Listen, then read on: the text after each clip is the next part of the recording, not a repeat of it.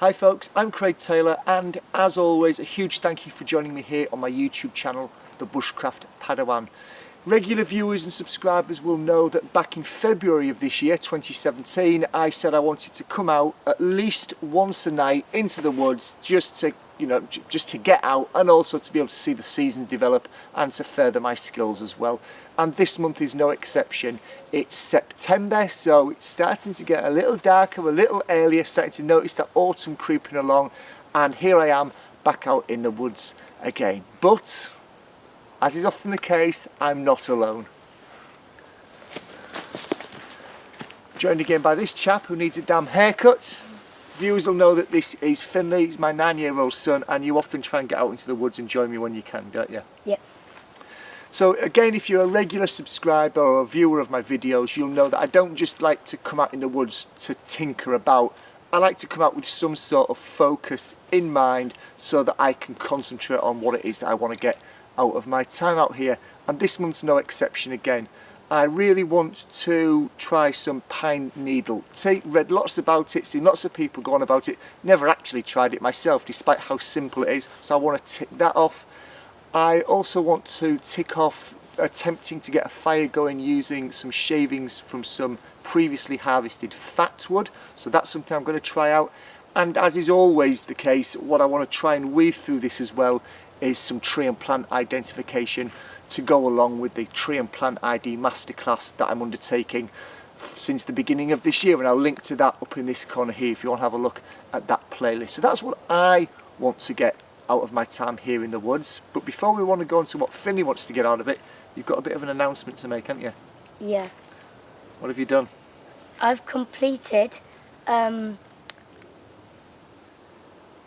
Dave Canterbury's Trailblazer level on the Pathfinder's Youth Adventure Training. So this is a program that Dave Canterbury, and you'll all be familiar with Dave Canterbury, Dave's put together this kind of modular Pathfinder Youth Adventure Training program. It starts off quite basic, I'm sure it gets much more difficult, and Finley has, not quite recently, several months ago, he's finished the very first level of that development program. And you didn't just finish it, you were actually what? First to finish it. He was the first person of all of Dave Canterbury's audience, his global audience, to actually finish it. So I'm really, really proud of him, and I'm really chuffed that he did that. And Dave was really chuffed that he did it as well. And he sent you a patch to sew onto your pack, didn't you? Yeah. And a t-shirt that he's not got on today, but he sent him a Pathfinder Youth Adventure Training t-shirt as well. So that's what you've done in the past, but we're not just standing still, are we? We're actually, you've nearly finished what? Trekker Youth Adventure Training level. So he's done the first level, he's almost finished the second level as well. We've got a couple challenges away. 2 more challenges. Yeah. Do you want to tell people what they are? Making bannock and setting up a hammock. So that he's got to overnight we've set a hammock up, we've practiced the knots, but one of the tasks is to actually overnight in a hammock, and that's what he's going to try out this evening. And as he's just said, we're also going to try our hand out at making bannock with chocolate star filling. So perhaps not a traditional bannock. So if you keep tuned, keep watching the video, and we'll keep checking back in and let you know how we're getting on. See you later.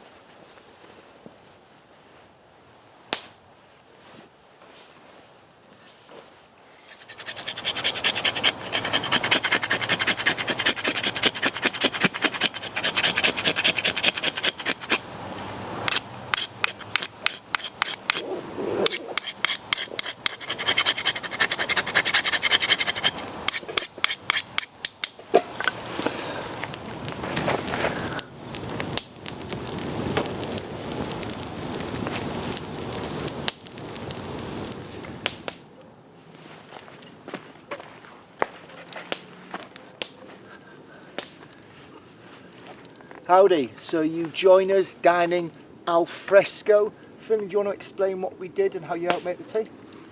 I chopped up the sausages, put them on a spit and put it above the fire. And then I got the pasta, put it in the billy can with water and put that above the fire as well.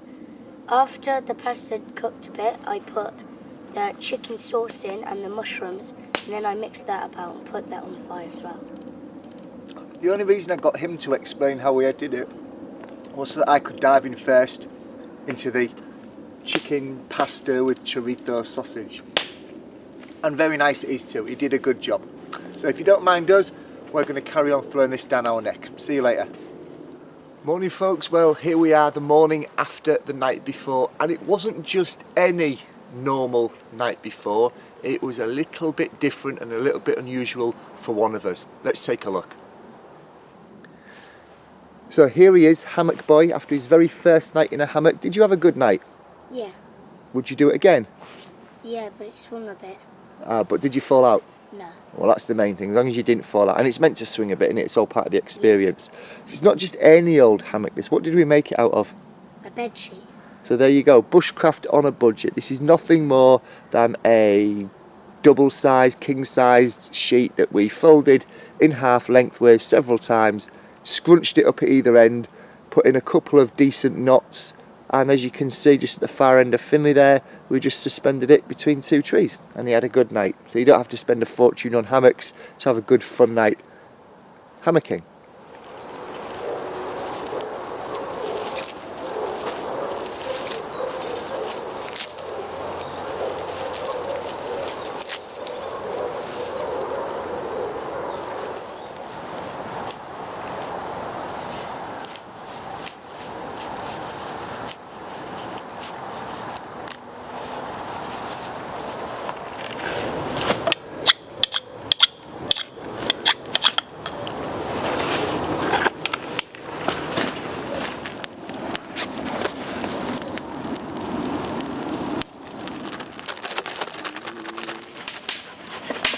I'm going to put a bit more in.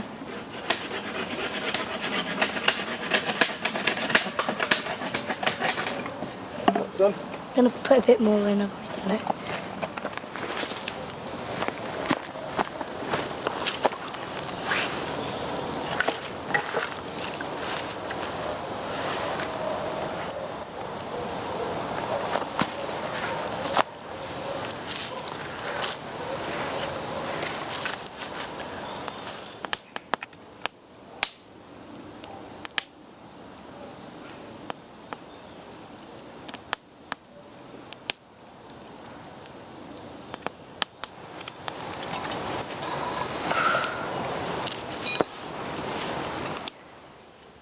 So here he is, chef extraordinaire, with his our very first, I must admit, I've never made it, bannock bread. Do you want to tell us what went into the bread, son?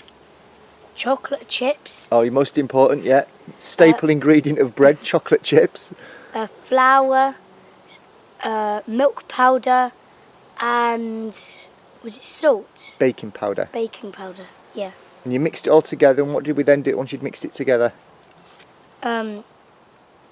Oh yeah, we put some water in. Yeah. And we put a bit too much water in, so it was a bit sticky, but I rubbed my hands together and it all came off, and I cooked this by the fire. You put it inside that billy can insert, didn't you? Yeah. Put it up right next to the fire.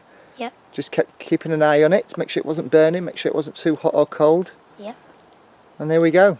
Chocolate chip bannock bread. Do you think you'll make it again? Yes, definitely. Good stuff, good lad.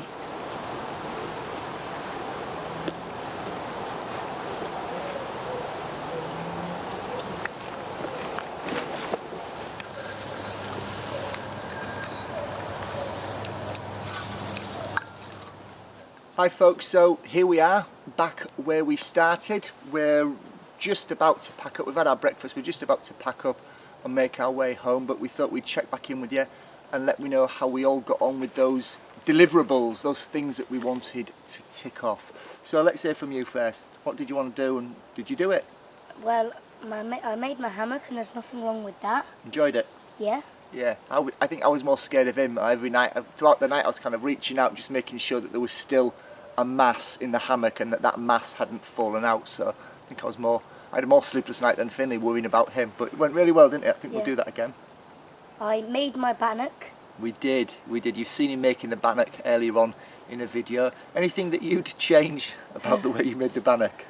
I'd put less water in, and then in the insert I'd put flour in so it's easy, so it doesn't stick to the insert, so it's easier to take out. Yeah, and when he's kind enough to say I'd put less water in, it was actually my fault. He was doing a really good job of just adding a little bit of water at a time. But I was kind of panicking because I'd already got the fire going and I wanted to make maximum use of the fire time. So I kind of took over a bit, added in what didn't seem like a lot of water, maybe an egg cup full, something like that. But it just went from that point of maybe just not quite being, maybe being a little bit too dry to being a little bit too wet. And I think that probably made it take a bit longer to cook than normal. And it also meant that you had hands like I've never seen, covered in wet dough, which you've managed to get off fair enough. But yeah, less water next time. And as he said, and the recipe from Paul Kirtley did actually say line the bottom of the insert with some flour, and we didn't do that. We skipped past that, unfortunately. So those are a couple of things we'll do next time. And from my perspective, the fatwood shavings took a spark really, really well. 1 or 2 strikes, you probably saw that earlier in the video, 1 or 2 strikes, and it caught, and it burned for a long time as well. I was really, really, really impressed with that. So yes, something else to add to the repertoire and keep practicing, of course. I'm drinking the pine needle tea as we speak. It just tastes like hot water. I don't know what I was expecting. I really don't know what I was expecting, but it wasn't that. So I don't know whether I've not put enough in. I don't know whether I've not steeped it long enough. It's been about 5 minutes brewing.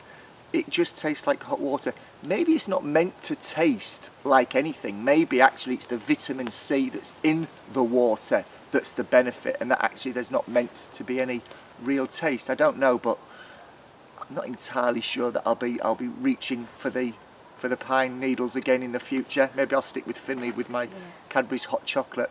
But I don't know, maybe I'll try more. Maybe I'll try twice the amount next time and see if it tastes twice as different. And one other thing that we did this morning that we hadn't intended to do was I showed Finley how to identify and harvest honeysuckle. You might remember in a previous video, I'll link to it up here, where I'm actually talking about that. So I showed Finley how to do that this morning. We harvested quite a lot, and what I was quite surprised at and really pleased at was that although it felt slightly damp, it was actually the way we processed it, or the humidity within the honeysuckle wasn't too high. We actually able to take it and use it, having dropped a spark onto some char cloth. I was able to blow that into flame, and if I'm really honest, I wasn't expecting it to work because it's been very, very wet in this area quite recently, but it did work, so I'm really, really pleased about that. I've harvested it in the past, it's kept at home, it's in the garage, it's nice and dry. I've never actually done it for real out in the woods where there's been rain, so I'm really pleased to see that that worked really well. So I think that's enough from us. Oh, you go on, tell them.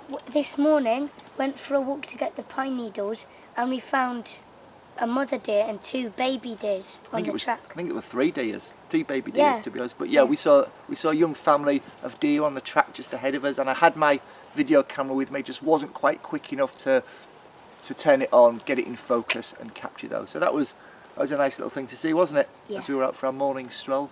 So that's enough from us. Hopefully you've enjoyed the video, enjoying seeing what we've been up to. It's September now, we'll shortly be moving into October, and I imagine I might be dressed a little differently come October, who knows. If you've enjoyed the video, if it's made you smile, if it's made you think, please do give it a thumbs up. If you think that there's someone in your network that would value from watching it, please do feel free to share it with them. And I say this at the end of the video, if you're not yet a subscriber, please do click that subscribe button. It'll be in this corner of the screen down here, and you'll be able to subscribe to my channel and see what myself, Finley, and maybe my other young one Evie are up to in the future. Cheers.